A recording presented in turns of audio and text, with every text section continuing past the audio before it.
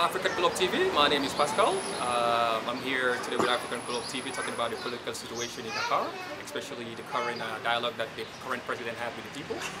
After the decision of the Constitutional Council, who asked the President Macky Sall to fix the date of the election, he decided to invite people to a dialogue, political leaders, religious leaders, and other persons. The problem is that almost all the opposition parties are not represented to this dialogue, but the former and the current Prime Minister of Macky Sall, who are both candidates, are to this dialogue. So, in your opinion, this dialogue is credible? Well, on my take, I would say first of all, it's credible to bring the people together to discuss about the political situation in the country first. But looking at the situation, I would say first of all, it's not fair because not everybody was present. You know, Macky Sall and his people were there, plus the civil society, and religious leaders. But the opposition wasn't present. They have their dialogue to see when they're going to set up the next date for the election, because the Constitution overruled the December date, saying that it's unconstitutional, and the election was supposed to be on the 25th of February, which was a couple of days ago.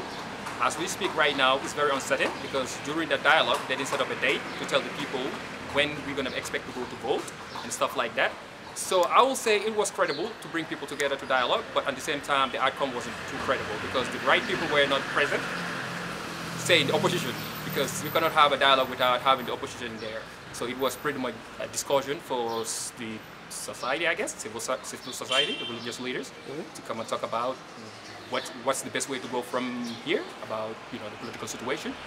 But I think too it's going to be a good idea if Macky Sall could give people a very certain date, maybe before December, because his mandate is almost over by April. People don't want this date. December is so far, people don't want December is very far. I know it's a long time, but I guess if we have to push it there for the right reason, we can, because we just want a peaceful transfer of power. And as we speak right now, things are not looking good. And we don't even have time because the election was supposed to take place a couple of days ago, as we speak, and they didn't let it happen. So right now we have a dialogue, trying to discuss about the next date, and we haven't get a date. So the outcome is not looking good. People are very uncertain, and it would be good to have a date so that people can put it together, because April 12th or April 2nd, we're going to have a country without a leader by constitution. So I think it will be a good idea for the government to put it together, trying to call civil society again, members of the religious leaders and the opposition as well, to have a very concrete dialogue, to tell people that, hey, this is the day that we plan, this is how we're going to do it, so that people can sleep peaceful at night and get ready for the new election, because it's about time that we transition and go to the next level. Time is not on our side. People think that this dialogue is now important because just what they did is the date. The president just need to fix a date. So for you, what people can expect to this dialogue? Well, like you said, people were just expecting a date from the government, but instead of giving a date, they just invite people just to talk, discuss about other stuff. But I think too, at the same time, it's just to buy time. For now, I think it's a good thing, so that people can just wait and see, but I think the government is not trying to put the initiative together because they have the opportunity to do it during the dialogue, to give people the date so that everybody could know, okay, this is the next step, because the Constitution overruled the December election. So by right, I think the dialogue didn't come out the way people were expecting, so it wasn't a good dialogue. Okay, to finish, what do you think about the fact of refuse that people had two nationalities to be president in Senegal? Is it a good idea for you? On my own behalf, on my own take, I would say yes. It's a good way, because if you need to represent a nation as an African, we need to have African leaders born and raised in Africa, because it's our land. Dual citizenship is fine, but most of the countries that you go that are run by democracy, they don't allow dual citizenship. You have to be full-fledged citizenship to be able to be qualified to be a candidate.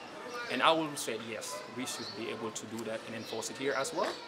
But I think the current political party member that we're referring to right now, that has the current dual citizenship, by right he could be able to run because his father was a previous president. So that automatically gave him the right to be a president. Because, not like a president, if people voted for him, of course, but he has the right to be able to run because this is his country of dad.